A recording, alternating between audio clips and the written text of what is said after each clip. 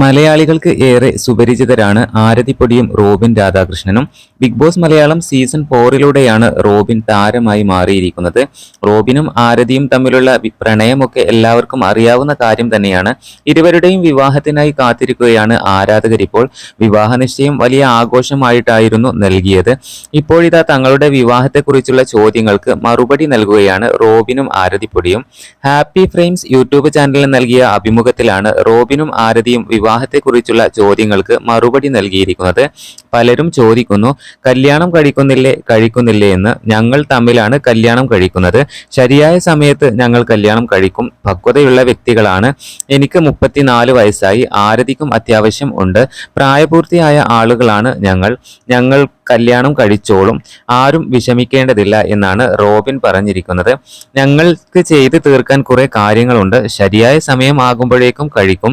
രണ്ടുപേരും വ്യക്തമായ രീതിയിൽ മുന്നോട്ട് പോകുന്നവരാണ്. പലർക്കും അറിയേണ്ടത് ഞാൻ എന്ത് ചെയ്യുന്നുവെന്നാണ്. നിശബ്ദമായിരുന്ന് ഞാൻ ഓരോ കാര്യങ്ങൾ ചെയ്യുകയാണ്. തിരിച്ചുവരവിന് ചില തയ്യാറെടുപ്പുകൾ വേണ്ടി വരും. അതാണ് ഞാൻ നിശബ്ദമായി ചെയ്യുന്നത്. ഞങ്ങൾക്ക് രണ്ടുപേരുടെയും കുടുംബങ്ങളുടെ പിന്തുണയുണ്ട് എന്നും റോബിൻ പറയുന്നുണ്ട്.